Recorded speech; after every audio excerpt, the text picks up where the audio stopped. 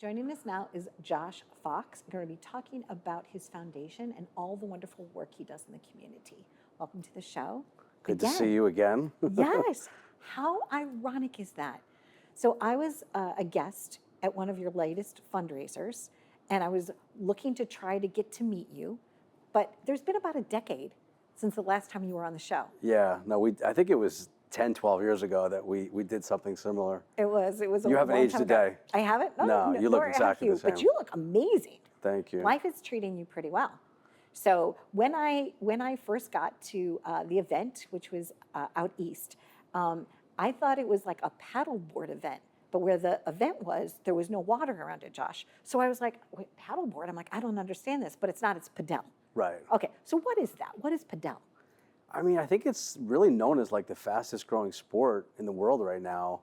It's a combination of tennis and racquetball.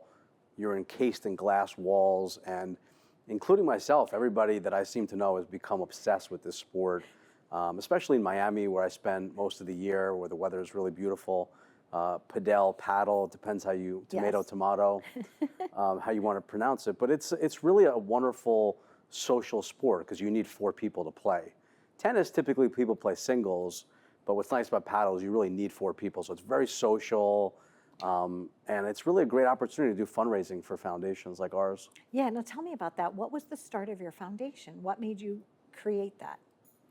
I've always just been an animal lover since I was born, and I had this dog named Brady who was named after the illustrious Tom Brady, who I went to the University of Michigan with. And you know, when he unfortunately passed about 3 years ago, it really was a dark time for me, losing your best friend, no pun intended, man's best friend. And that really got me going to want to start a foundation helping animals. At that point, I had Hunter, his brother, but unfortunately a few months ago, Hunter's also since passed. So the foundation is named after both of them, the Brady Hunter Foundation. And weirdly, yesterday was National Pet Memorial Day.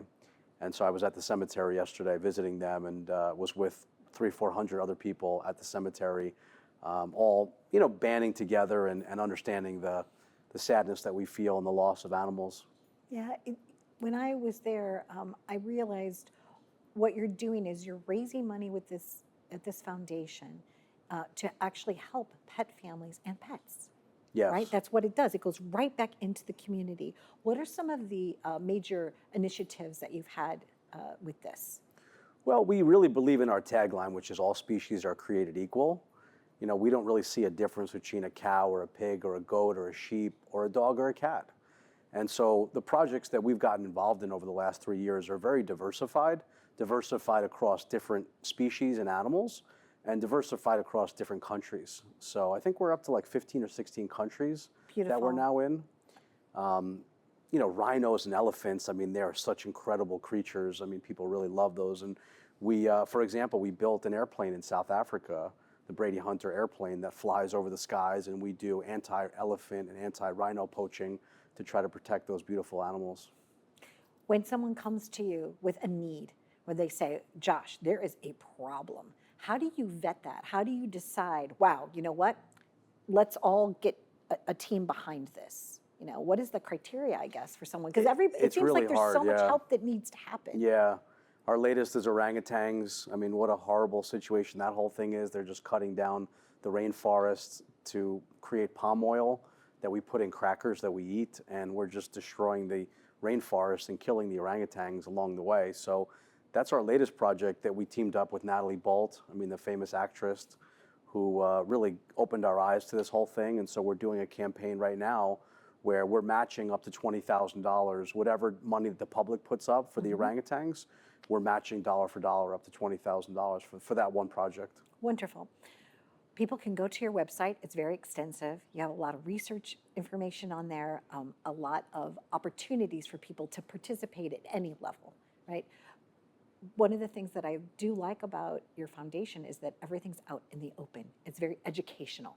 You want to like share the mission. You want to express, I guess you're almost like the voice for animals, because sometimes they aren't able to be the advocates for themselves. Yeah, that was another tagline that we love, the voice of the voiceless. Yeah.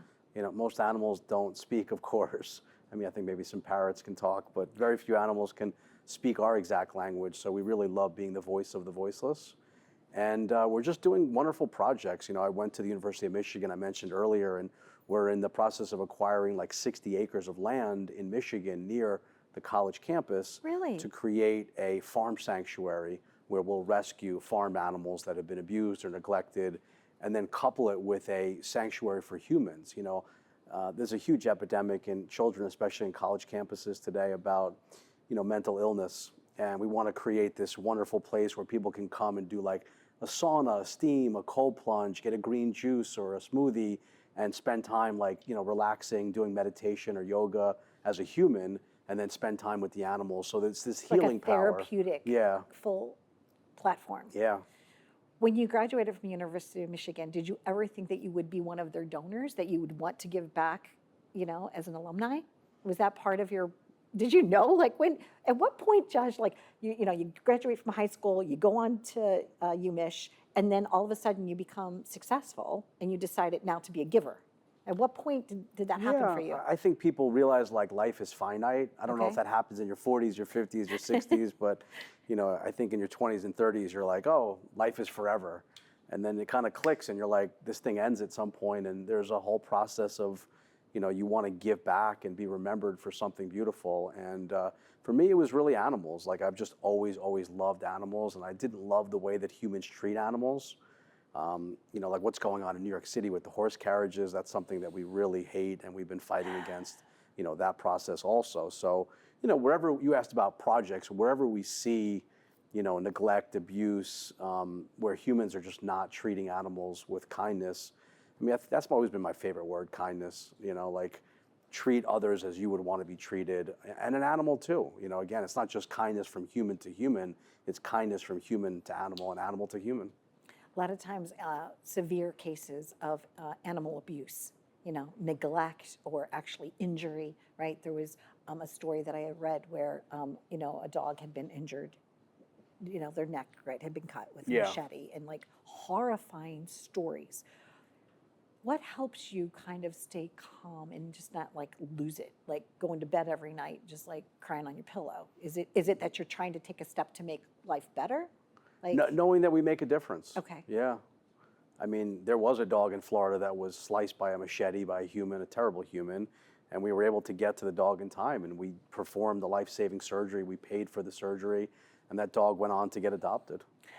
Has a new family. Yeah. And a new life. Yeah.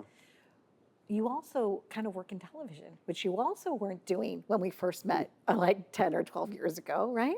Tell us about that show and how that is also an outgrowth for you. I mean, we met the legendary Jeff Corwin, who has been the greatest advocate for the environment and animals on television probably the last 30 years. And we shared with him the stories that we were doing and the projects that we were working on for animals and for the environment. And he thought they were great stories to tell on television. So we pitched it to CBS.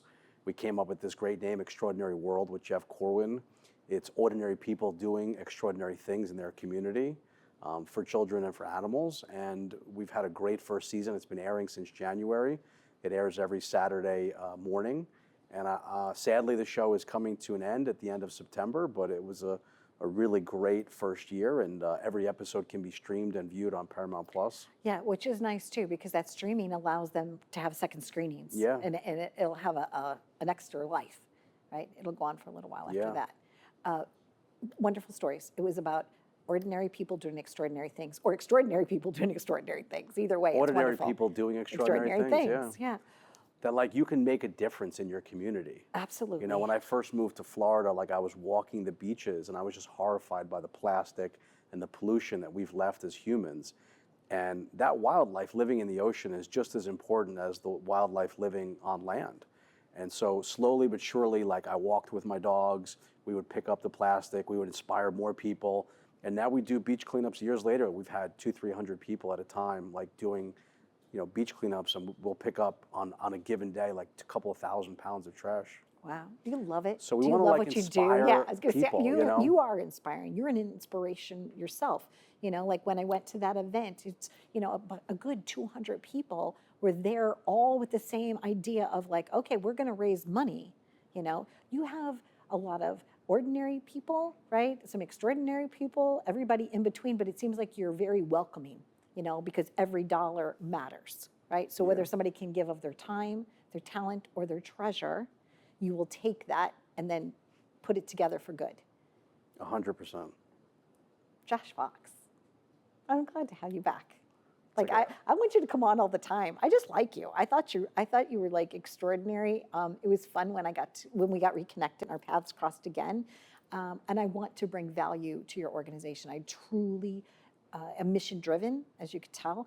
And if I can at least bring some awareness to you or somebody to make or write you a gigantic check, great. And if not, if they could just volunteer for you, I'm sure that you would welcome we all love of volunteers, it. Thank you. Is there anything that I didn't ask you that it's on your heart that you want to You know, share? just Long Island has been my home. You know, my parents moved to Long Island 50 years ago and still are in the same house. And so I wanted to do more and more for like the place that I grew up, you know. And so I'm on the board of the Southampton Animal Shelter. We get an email every single day. There's not a day that goes by that we're not having an adoption at the shelter. We're even adopting bunnies and cats and dogs. I mean, it's a really beautiful place. So, you know, I'm proud to be on that board of directors.